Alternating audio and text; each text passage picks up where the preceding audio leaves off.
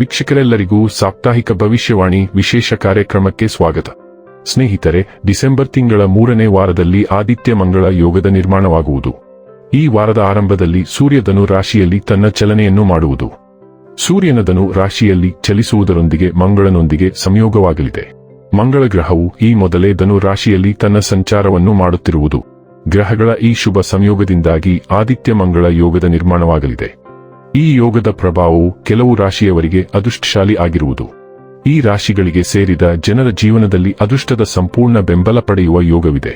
ಹಾಗೆ ಪ್ರೀತಿಯ ಜೀವನದಲ್ಲಿ ಹೆಚ್ಚು ಸಂತೋಷವನ್ನು ಹೊಂದುವಿರಿ ಮತ್ತು ಹೂಡಿಕೆಯಿಂದ ಲಾಭವನ್ನು ಪಡೆಯುವ ಪ್ರಬಲವಾದ ಯೋಗವಿದೆ. ಈ ಅವಧಿಯಲ್ಲಿ ಅದೃಷ್ಟದ ಸಂಪೂರ್ಣ ಬೆಂಬಲವೂ ಕೂಡ ಲಭಿಸುವುದು. ಡಿಸೆಂಬರ್ 15ರಿಂದ ಡಿಸೆಂಬರ್ 21ರವರೆಗಿನ ವೃಶ್ಚಿಕ ರಾಶಿಯವರ ಭವಿಷ್ಯವನ್ನು ತಿಳಿದುಕೊಳ್ಳೋಣ.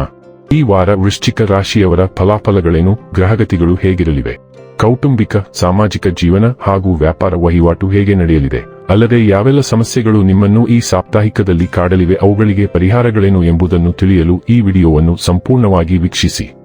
ನೀವಿನ್ನೂ ನಮ್ಮ ಚಾನೆಲ್ ಸಬ್ಸ್ಕ್ರೈಬ್ ಮಾಡದೇ ಇದ್ದರೆ ಕೂಡಲೇ ನಮ್ಮ ಚಾನೆಲ್ ಸಬ್ಸ್ಕ್ರೈಬ್ ಮಾಡಿ.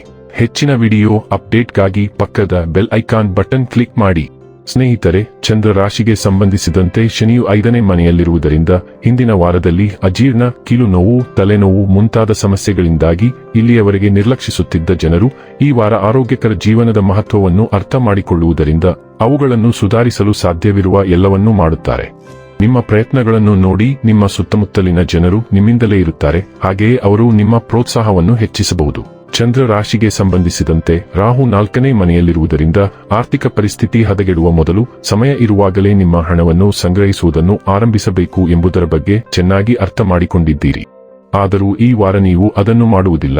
ಇದರಿಂದಾಗಿ ಮುಂಬರುವ ಸಮಯದಲ್ಲಿ ನಿಮ್ಮ ಆರ್ಥಿಕ ಜೀವನದಲ್ಲಿ ನೀವು ಅನೇಕ ಆರ್ಥಿಕ ಸಮಸ್ಯೆಗಳನ್ನು ಎದುರಿಸಬೇಕಾಗಬಹುದು. ಈ ವಾರ ನಿಮ್ಮ ಮುಂದೆ ನಿಮ್ಮ ಕುಟುಂಬ ಮತ್ತು ನಿಮ್ಮ ಸ್ನೇಹಿತರು ಸ್ತಂಭದಂತೆ ನಿಮ್ಮೊಂದಿಗೆ ನಿಂತಿರುವುದನ್ನು ಕಾಣಬಹುದು.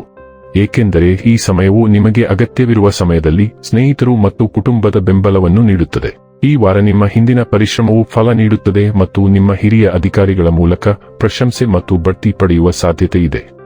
ಆದಾಗ್ಯೂ ಪ್ರತಿಯೊಂದು ಪ್ರಗತಿಯು ಮನುಷ್ಯನಲ್ಲಿ ಅಹಂಕಾರವನ್ನು ತರುತ್ತದೆ. ಅಂತಹದು ನಿಮ್ಮೊಂದಿಗೂ ಸಂಭವಿಸುವ ಸಾಧ್ಯತೆ ಇದೆ. ಆದ್ದರಿಂದ ನೀವು ಉತ್ತಮ ಸ್ಥಾನವನ್ನು ಪಡೆದಾಗ ನಿಮ್ಮ ಸ್ವಭಾವದಲ್ಲಿ ಅಹಂಕಾರ ತರುವುದನ್ನು ತಪ್ಪಿಸಬೇಕು. ನಿಮ್ಮ ಸಾಪ್ತಾಹಿಕ ಜಾತಕದ ಪ್ರಕಾರ ಈ ಅವಧಿಯಲ್ಲಿ ವಿದ್ಯಾರ್ಥಿಗಳ ಜೀವನದಲ್ಲಿ ಅನೇಕ ಸಂದರ್ಭಗಳಲ್ಲಿ ಸಕಾರಾತ್ಮಕ ಬದಲಾವಣೆಗಳು ಕಂಡುಬರುತ್ತವೆ. ನೀವು ಸ್ಪರ್ಧಾತ್ಮಕ ಪರೀಕ್ಷೆಗೆ ತಯಾರಿ ನಡೆಸುತ್ತಿದ್ದರೆ ಈ ಸಮಯವು ಅದಕ್ಕೆ ಉತ್ತಮವಾಗಿದೆ. ಏಕೆಂದರೆ ಈ ಸಮಯದಲ್ಲಿ ನಿಮ್ಮ ರಾಶಿಚಕ್ರವು ಅನೇಕ ಗ್ರಹಗಳಿಂದ ಆಶೀರ್ವದಿಸಲ್ಪಡುತ್ತದೆ. ಇದರಿಂದಾಗಿ ನೀವು ಉತ್ತಮ ಯಶಸ್ಸನ್ನು ಪಡೆಯುತ್ತೀರಿ. ಧನು ರಾಶಿಯ ಅಗ್ನಿ ರಾಶಿಯಲ್ಲಿ ಅಮಾವಾಸ್ಯೆ ಉದಯಿಸಲಿದ್ದು, ವೃಶ್ಚಿಕ ರಾಶಿಯವರಿಗೆ ಸೂರ್ಯ, ಚಂದ್ರ ಮತ್ತು ಉದಯವು ಹಣಕಾಸಿನ ವಿಷಯಗಳ ಮೇಲೆ ಹೆಚ್ಚು ಗಮನಹರಿಸುತ್ತದೆ. ಅಮಾವಾಸ್ಯೆಯ ಪ್ರಭಾವ ಮುಂದಿನ 6 ತಿಂಗಳವರೆಗೆ ಇರುತ್ತದೆ. ಆದ್ದರಿಂದ ನೀವು ಉತ್ತಮ ಹಣಕಾಸು ಯೋಜನೆಯನ್ನು ಪಡೆಯಲು ಬಹಳ ಸಮಯವಿರುತ್ತದೆ. ನೀವು ಹೊಸ ಆದಾಯದ ಮೂಲವನ್ನು ಪಡೆಯಬಹುದು ಅಥವಾ ನೀವು ನಿಮ್ಮ ಹಣಕಾಸಿನ ವ್ಯವಸ್ಥೆಗಳನ್ನು ಪುನರ್ರಚಿಸುತ್ತೀರಿ. ಇದು ನವೀಕರಿಸಿದ ವೇತನ, ಬೆಲೆ ನಿಗದಿ ಅಥವಾ ಬಜೆಟ್ನಂತೆ ಇರಬಹುದು.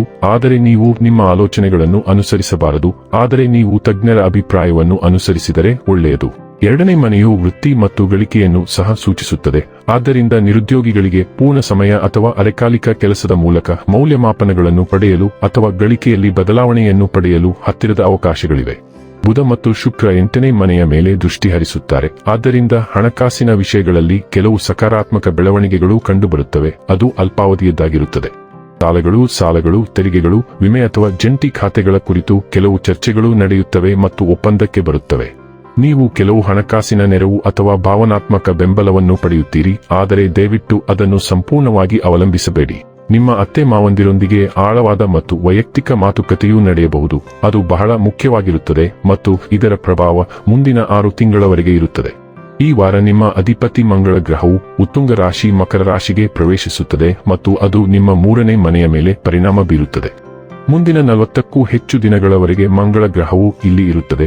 ಆದ್ದರಿಂದ ನೀವು ಬಹಳಷ್ಟು ಚಟುವಟಿಕೆಗಳನ್ನು ಹೊಂದಿರುತ್ತೀರಿ. ಇದಕ್ಕೆ ಹೆಚ್ಚಿನ ದೈಹಿಕ ಶಕ್ತಿ ಬೇಕಾಗುತ್ತದೆ. ನಿಮ್ಮ ತಂಡದ ಸೆಟ್ಟಿಂಗ್ಗಳು ಮತ್ತು ಒಡಹುಟ್ಟಿದವರೊಂದಿಗೆ ನೀವು ಸಾಕಷ್ಟು ಸಂವಹನ ನಡೆಸುತ್ತೀರಿ. ಆದರೆ ನೀವು ಯಾರನ್ನು ಅಪರಾಧ ಮಾಡದಂತೆ ನೋಡಿಕೊಳ್ಳಿ.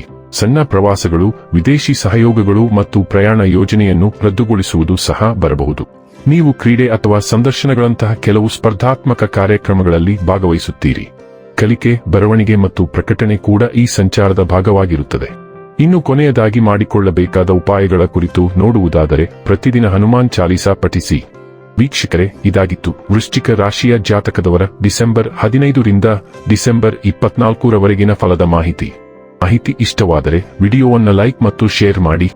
ಹಾಗೆ ಚಾನೆಲ್ ಸಬ್ಸ್ಕ್ರೈಬ್ ಮಾಡುವುದರ ಜೊತೆಗೆ ನಿರಂತರ ವಿಡಿಯೋ ಅಪ್ಡೇಟ್ಸ್ಗಳಿಗಾಗಿ ಪಕ್ಕದ ಬೆಲ್ ಐಕಾನ್ ಕ್ಲಿಕ್ ಮಾಡಿ.